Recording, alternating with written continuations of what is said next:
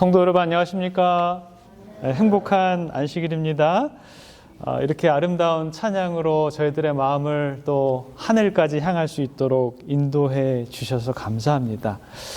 엊그제 제가 이제 그 동네를 지나다가 보니까 사람들이 많이 모여 있는 거예요. 그래가지고 이게 무슨 일인가 이렇게 보니까 어떤 사람들이 이제 집에 나무가 커가지고 이 나무를 잘랐나 봐요. 근데 나무를 잘 잘라야 되는데 잘못 잘라가지고 그게 어디로 떨어졌을까요?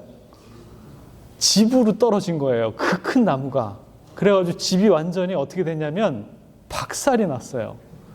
거기 있는 사람들이 구경 온 사람들은 야 신기하다 그러면서 보고 있고, 집주인은 정말 온 세상의 걱정과 근심과 괴로움의 얼굴로 이제 망했다 그런 표정으로 이렇게 딱 서 있는데, 야, 그 지붕을 바라보고 있는데 얼마나 허망할까 하는 그런 마음이 들어서 참으로 안타까웠습니다. 우리가 살아가면서 이 무너짐을 경험할 때가 많은데요, 건물이 무너질 때도 있고요, 또 우리의 관계가 무너질 때도 있습니다. 또 어떤 분들은 건강이 무너지기도 하고요. 또 어떤 분들은 삶의 계획이 무너져 내리는 그러한 경험도 하는 분들이 있으리라고 생각합니다. 겉으로는 멀쩡해 보여도 또 마음속 깊은 곳에서는 또 한쪽으로 무너져 내리는 그런 분들도 많이 있는 것 같습니다. 그런데 정말 중요한 것은 그 무너진 자리에 무엇이 남아있는가라는 것입니다. 몇 해 전에 실제로 있었던 일인데요. 큰 도시에 아주 큰 엄청난 지진이 일어났습니다. 건물이 무너져 내리고 사람들은 공포에 휩싸였어요. 그런데 한 신문에 크게 실린 사진이 바로 이 사진입니다. 이 사진이었어요. 잿더미 속에 이 모든 교회 건물이 무너졌는데 뭐만 딱 덩그러니 남아 있었어요? 이 십자가만 이렇게 기적적으로 서 있는 모습이었습니다. 사람들은 이 모습을 보면서 다들 뭐라고 그랬냐면, 건물은 무너졌지만 우리의 희망은 무너지지 않았다라고 이렇게 얘기를 합니다. 사랑하는 성도 여러분, 이 성전이 무너진다라는 것은 무슨 의미일까요? 건물이 무너진 것이 아니라 성전의 본질인 하나님을 향한 거룩한 예배가 무너진 것이 진짜 문제가 아닐까라는 그런 생각을 해보게 됩니다. 이번 주 우리가 시대의 소망에서 16장 당신의 성전에서라는 글을 읽고 많은 감화를 받았습니다.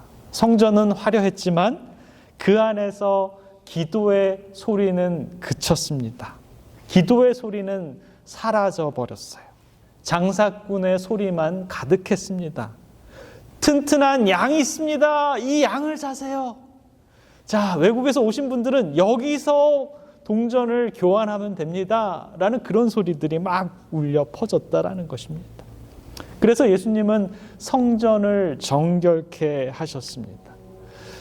오늘 우리는 이 말씀을 통해서 우리들의 가정과 또 교회 그리고 내 마음의 성전을 다시 한번 되돌아보기를 간절히 기원합니다. 유대인들에게는요, 이 성전은 그들의 굉장한 자랑이었습니다.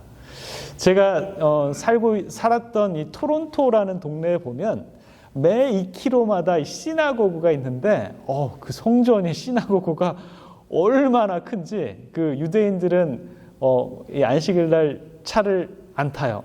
그래서 항상 그 시간만 되면 이렇게 모자를 쓰고 이렇게 수염을 기르고 다 가족들이 같이 대가족이요. 자녀들을 얼마나 많이 낳는지 이렇게 우르르르 한때가 딱 그 2km 반경 안에서 이렇게 걸어 다닙니다. 그래서 삶이 교회와 굉장히 밀접해 있습니다. 웅장한 건물, 눈부신 장식, 끝없이 이어지는 이 제사 제도가 그들에게는 영광이었습니다. 그러나 주님이 보신 성전은 돌로 지어진 건물이 아니라 하나님의 임재가 머무르는 자리죠. 시대 소망은 이렇게 말씀합니다. 성전은 단순한 건물이 아니라 하나님과 인간이 만나는 장소였다. 그것은 하늘의 실체를 지상에 보여주는 표징이었다. 표상이었다. 라고 이렇게 얘기를 합니다. 창조 때 하나님이 혼돈의 질서로 바꾸셨듯이 성전은 무너지는 질서를 회복하고 사람들의 삶을 새롭게 하는 공간이었습니다. 그러나 안타깝게도 성전은 사람들의 이 탐욕과 형식으로 가득 차 버리게 되었습니다. 예수님의 당시 이 성전의 뜰은 기도의 집이 아니라 돈을 바꾸는 이 시장터가 되었습니다. 오늘 우리들에게 이 교회는 어떻습니까? 우리 교회 건물이 아주 크고 좋습니다. 예배가 화려해도 만약에 우리 교회 안에 하나님이 주인으로 계시지 않는다면 이 화려한 건물은 껍데기에 불과할 것입니다. 멋진 십자가가 세워져 있어도 기도의 향기가 없으면 그것은 장식일 뿐입니다. 화려한 찬양과 웅장한 예배가 있어도 성도들의 삶의 변화가 없다면 그것은 정말 이 건물이, 이 교회가, 이 성전이 울리는 꽹과리와도 같다라는 것입니다. 예수님께서 성전 뜰에 들어가셨을 때 그것은 더 이상 거룩한 예배 공간이 아니었습니다. 양과 비둘기의 음매하는 소리, 돈 바꾸는 짤랑짤랑하는 소리, 흥정하는 목소리로 이 성전을 가득 메우고 있었다라는 것입니다. 겉으로는 화려한 성전이지만 그 안에는 이미 썩어가고 있다라는 것이었습니다. 그 순간 예수님은 분노하셨습니다. 마태복음 21장 13절에 보면 내 집은 기도하는 집이라 일컬음을 받을 것인데 너희는 강도의 소굴을 만들었다라고 이렇게 얘기합니다. 이 말씀은 단순히 이 성전에서 장사하는 사람들을 꾸짖는 것이 아니었습니다. 그것은 하나님의 이 심판을 미리 보여주는 이 경고의 장면인 것이죠. 겉으로는 화려한 성전이지만 그 성전의 기능을 이미 잃어버린, 그런 완전히 썩어버린 그런 것이죠. 40년 뒤 실제로 예루살렘 성전은 돌 위에 돌 하나도 남지 않고 이렇게 완전히 무너져 버렸습니다. 시대 소망은 이렇게 기록합니다. 시도의 소망이 없네요. 자, 158페이지는 이렇게 기록하는데요. 성전 정결은 유대 민족에게 주어진 마지막 경고였다. 그들의 종교가 하나님이 없는 형식과 외식으로 가득 차 있음을 드러내는 하나님의 심판의 행위였다라고 이렇게 얘기합니다. 성전 정결은 단순한 이 분노의 폭발이 아니라 이 종말적인 심판의 그림자였음을 우리들에게 알려주고 있다라는 것입니다. 사랑하는 성도 여러분, 우리들의 신앙은 어떻습니까? 매주 드리는 예배지만 우리의 삶 속에 기도의 흔적이 남아 있습니까? 우리가 매주 부르는 이 찬미 찬양이지만 마음에는 여전히 탐욕과 미움으로 가득한다면 우리의 예배는 어떻습니까? 우리들의 봉사하는 모습은 있지만 그 중심에 하나님의 사랑이 임재하지 않는다면 그 봉사는 참 봉사이겠습니까? 그런 신앙은 결국 하나님의 심판 앞에 무너질 수밖에 없다라는 것입니다. 교회의 화려한 건물과 오랜 전통, 많은 프로그램도 하나님이 없다라고 하는, 하나님의 임재가 없다라고 한다 그러면 모래 위에 세운 집과 같다라는 것입니다. 어느 남집사님이 이런 간증을 하는 걸 제가 들었습니다. 저는 늘 교회에 빠지지 않았고 맡은 직분도 열심히 감당했습니다. 그런데 어느 날 제 아이가 저에게 다가와서 이런 말을 하는 겁니다. 아빠는 교회 집사님인데 왜 집에서는 그렇게 화를 내세요? 이렇게 얘기를 하는 거예요. 그 말에 제 가슴이 아주 그냥 찔렸습니다. 그제야 저는 깨달았습니다. 내 신앙이 이 껍데기였구나.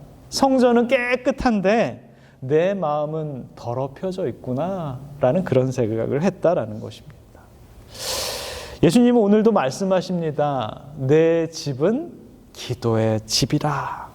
성전은 돌로 지은 건물이 아니라 바로 저와 여러분들의 마음입니다. 우리들의 마음이 바로 성전입니다. 예수님께서 성전을 깨끗하게 하시자 유대인들은 이렇게 묻습니다. 내가 무슨 권세로 이런 일을 하느냐라고 이렇게 묻습니다. 그때 예수님은 충격적인 말을 하죠. 요한복음 2장 19절입니다. 이 성전을 헐라 내가 사흘 동안에 일으키리라 라고 이렇게 얘기합니다. 그때 많은 사람들이 웅성거리면서 오해를 합니다. 이 성전을 짓는데 46년이나 걸렸는데 당신이 3일 만에 다시 짓겠다고?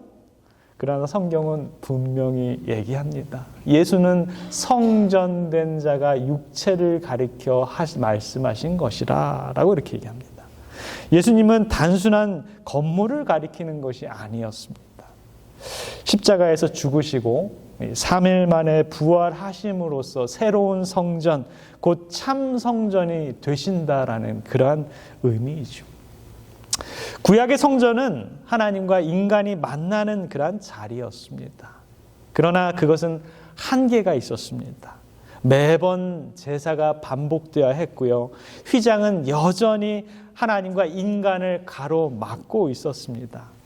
그러나 예수님께서 이 십자가의 사건으로 말미암아서 휘장을 찢어버리셨습니다. 이제는 하나님과 인간이 더 이상 이 건물을 통해서가 아니라 그리스도 안에서 직접 만나게 될 수 있었다라는 것입니다. 이 성전의 이 중심이 바로 희생 제물이라면 그 희생 제물이 바로 예수 그리스도께서 친히 본인이 희생 제물이 된 것입니다. 성전의 이 제사장이 이 모든 그 성전에서의 그런 일들을 대신 주관을 했다면 이 레위의 제사장이 바로 예수님께서 바로 그 일을 감당하시는 우리의 영원한 대제사장이 돼 주셨다라는 것입니다. 성전의 이 지성소 안에는 가장 뭐가 들어 있습니까? 이 법궤 위에 이 시은 자 위에 누가 임재합니까? 하나님의 셰키나의 영광이 임재했던 것처럼 예수님 안에서 하나님이 충만하게 임재하신다라는 것입니다. 그래서 예수님은 곧 성전의 완성이요 우리의 구원의 참된 길이 될 수 있다라는 것입니다. 사도 바울 선생님은 고린도전서 6장 19절에 이렇게 말씀하십니다. 너희 몸은 너희가 하나님께로부터 받은 바 너희 가운데 계신 성령에 져 있는 줄을 알지 못하느냐. 너희는 너의 자신의 것이 아니라 라고 이렇게 얘기합니다. 사랑하는 성도 여러분, 이 성전은 이제 이 예루살렘의 돌로 지은 그런 건물이 아닙니다. 예수 그리스도를 믿는 저와 여러분들, 우리 자신이 바로 성전인 것입니다. 성령님께서 우리 안에 거하시고 우리의 마음을 하나님의 집으로 삼으셨다라는 것입니다. 성전에서 장사꾼을 쫓아내었듯이 우리의 마음속에 숨어있는 장사꾼 몰아내야 될까요? 여러분 몰아내시겠습니까? 우리의 마음 안에 주님이 쫓아내야 할 그러한 이 장사꾼들은 과연 누구일까요? 어떤 분들은 돈과 성공이 하나님의 자리를 대신하고 있는 분들이 있을 것입니다. 어떤 분들의 마음에는 분노와 미움, 용서하지 못하는 마음이 하나님의 성전을 대신하고 있을 수도 있다라는 것입니다. 어떤 분들은 염려와 두려움이 성전의 뜰을 차지하고 기도하는 소리를 삼켜버릴 수도 있습니다. 또 다른 분들에게는 게으름과 무관심이 하나님의 성전의 불을 꺼뜨리고 있을지 모릅니다. 그런데 이렇게 성전의 장사꾼이 많은데 저와 여러분들은 왜 그 성전의 장사꾼들을 이렇게 몰아내지 않고 있을까요? 졸지 나잇이라는 이 앤드루스 교수님이 지금 아마 은퇴하신 것 같은데 그 교수님이 그것을 이렇게 적나라하게 설명합니다. 문제는 내가 아직 그 승리를 열렬히 갈망하고 있지 않는 것이다. 누가요? 누가 몰아내지 않는 거예요? 내가 몰아내지 않는다고 합니다.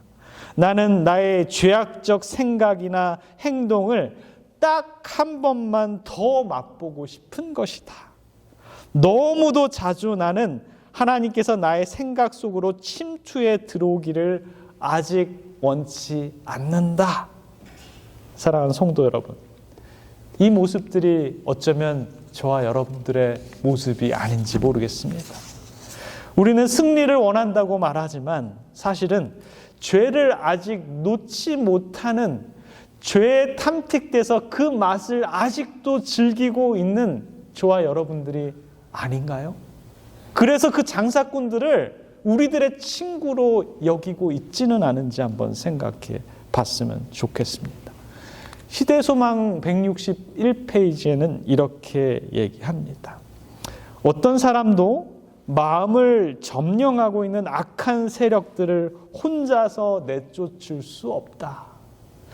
여기 앉아 계신 저와 여러분들은 어느 누구도 그 장사꾼들을 쫓아낼 수 있어요? 없어요? 아무도 없다라는 것입니다. 그리스도께서만이 영혼의 성전을 정결하게 하실 수 있다. 그러나 그분께서는 강제로 들어가지 않으실 것이다. 라고 이렇게 얘기합니다. 조건이 딱 하나 붙어 있습니다. 자, 우리의 마음의 성전에 이 장사꾼들을 몰아낼 수 있는 분은 딱 누구예요? 한 분이신데 그 예수님이 우리 마음에 들어오셔서 이 장사꾼을 몰아내야 되는데 우리의 마음의 주인은 누구예요?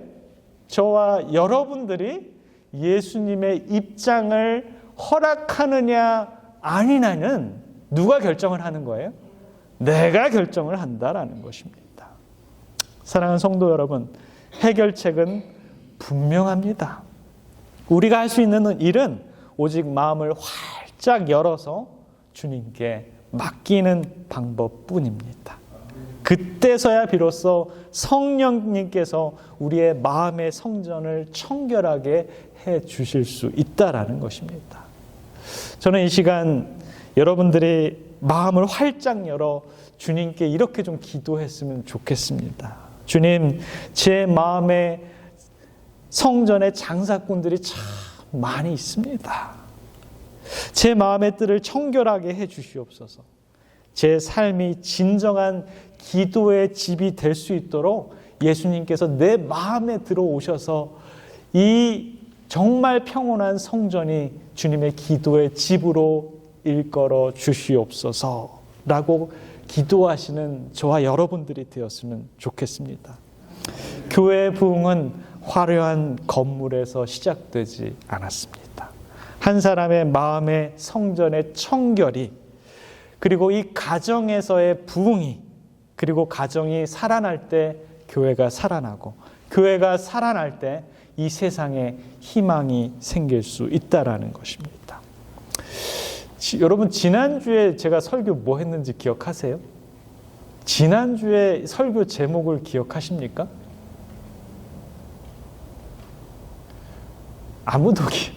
아무도 기억을 못 하시네. 네. 예? 혼인잔치. 네. 지난주에 이 교회가 이 세상의 희망이다라는 주제로 제가 설교를 했는데, 그때 제가 이 네 가지를 말씀드렸어요. 교회가 세상의 희망이 되려면 이 교회는 어떤 교회가 되어야 된다? 첫 번째, 약속을 기다리는 교회. 두 번째, 예수님의 재림을 기다리는 교회. 그래서 한 마음 한 뜻으로 뭐 하는 교회? 기도하는 교회. 그리고 빈자리를 우리가 대신 채워주는 그런 교회가 이 세상에 희망이 있다. 기억나세요? 처음 들어보신 것 같으세요? 자, 이거 제가 문제인지 여러분들이 문제인지 모르겠습니다. 네. 교회 희망은 대단한 인물이 아니라 저와 여러분들이 교회 희망이 될 수 있다라는 그런 메시지로 제가 열별을 토하면서 아직도 제가 목소리가 간 상태로 여러분들에게 이렇게 말씀을 드렸는데, 오늘은 그런 우리의 시선을 교회가 아니라 우리의 마음의 성전으로 좀 바꿔보기를 원합니다. 성경은 우리의 몸이 이 성령이 거하는 전이다라고 이렇게 말합니다. 사랑하는 성도 여러분, 성전이 더 이상 예루살렘의 돌로 지어진 건물이 아니라 우리 자신이 성전이라고 했습니다. 우리 자신이 깨끗해지면 이 교회가 깨끗해지고, 교회가 깨끗해지면 우리의 가정이 깨끗해지고, 가정이 깨끗해지면 이 세상이 변화될 것입니다. 한 성도가 이렇게 고백을 합니다. 저는 매일 예배 자리에 나왔습니다. 하지만 제 마음의 성전은 늘 염려라는 장사꾼으로 가득 차 있었습니다. 기도를 드리지만 끝나고 나면 다시 불안이 저를 사로잡았습니다. 그러던 어느 날 말씀을 보고 있는데 말씀을 붙잡고 무릎을 꿇고 이렇게 기도를 했습니다. 주님, 제 마음의 성전을 제발 좀 정결케 해 주십시오. 그때 제 마음에 처음으로 이 세상이 맛볼 수 없는 평강이 찾아왔습니다. 그러고 난 다음에 이 집사님이 변화되기 시작했어요. 이 집사님이 변화되니까 사람들이 의아했어요. 야, 저 집사님 늘 불안해하고 좀 염려하고 모든 세상과 걱정을 다 짊어지고 살아가는 사람인 줄 알았는데 어떻게 변화되셨지? 그래서 궁금했어요. 집사님 어떻게 변화되셨습니까? 너무너무 불안하고 잠을 자도 잠을 잔 것 같지도 않고, 그래서 뜬 눈으로 보낼 때가 많았는데 어느 날 제가 말씀을 읽고 기도를 하면서 주님, 제 마음의 성전을 좀 정결하게 해주십시오 라고 기도하고 나니까 저도 모르게 마음이 평안에 일어나고 이 세상에 아무런 염려와 걱정이 없어졌습니다 라고 해서 그 교회 사람들이 그 기도를 하기 시작했어요. 모든 사람들이 그 기도를 하기 시작했더니 그 교회가 변화됐어요. 이 교회가 변화되니까 그 교회에 다니던 사람들을 만났던 주위의 사람들이 어떻게 변하셨어요? 그랬더니 뭐라 그래요? 이 교회 다녔더니 그렇게 변화됐습니다 라고 하니까 그 교회가 차고 넘치기 시작됐다라고 합니다. 사랑하는 성도 여러분 주위를 좀 한번 보세요. 자리가 꽉 차 있습니까? 좀 많이 비었죠? 그 자리가 빈 게 누구 책임일까요? 양훈종 목사가 설교를 잘 못해서 그렇습니까? 그게 아니라 저와 여러분들의 성전이 아직 정결하게 되지 않았습니다. 그래서 그런 것이 아닐까라는 생각입니다. 사랑하는 성도 여러분, 거룩한 회복은 과거를 붙잡고서는 일어날 수 없습니다. 뒤를 돌아보면 남는 것은 상처와 무너짐 뿐입니다. 그러나 믿음의 눈을 들어서 앞을 바라볼 때 우리 앞에는 십자가와 부활의 희망이 있다라는 걸 우리는 알게 될 것입니다.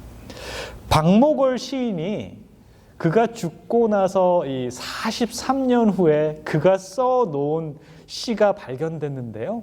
166편이 발견됐다라고 합니다. 근데 그 시는 이 서정 시인이었던 이 박목월 시인의 옛날의 작품과는 조금 다른 작품들이 많이 발견이 됐어요. 그 중에 하나가 바로 이 작품입니다. 믿음이 약한 자여, 오로지 주를 향한 생명의 길을 앞만 보고 걸어가자. 걸어갈 수 있는 믿음을 가지자라는 그러한 시를 썼다라고 합니다. 오늘 우리의 신앙도 마찬가지입니다. 주님만 바라보고 앞만 바라보고 믿음으로 걸어갔으면 좋겠습니다. 어느 마을에 이게 미리 보여줬어야 되는데 어느 마을에 아주 신기한 사진기가 있었습니다. 이 사진기는 뭘 찍는 사진기냐면 이 사진에 딱 찍히면 뭐가 찍혀요? 사람의 마음이 찍히는 아주 신기한 사진기가 있었어요. 어떤 유명한 이 정치가가 이 사진기를 지나갔더니 그 마음속에 뭐가 있었어요? 아주 돈다발이 많이 들어있었습니다. 아주 돈 많은 사람을 찍었더니 그 마음에 술과 쾌락이 찍혀 나왔습니다. 어떤 남자가 지나가니까 그 마음속에 늑대 한 마리가 나왔고요. 어떤 한 여자가 지나갔더니 그 마음에 여우 한 마리가 들어있었습니다. 그러던 어느 날 시장에 정말 얼굴이 험상궂게 생긴 정말 산적 같은 사람이 아주 지나갔어요. 그래서 사람들이 생각했어요. 저 사람이 지나가면 틀림없이 무시무시한 흉기가 나올 거야 라고 생각을 했습니다. 이 사나이가 이 카메라를 지나가는 순간 사람들은 깜짝 놀랐습니다.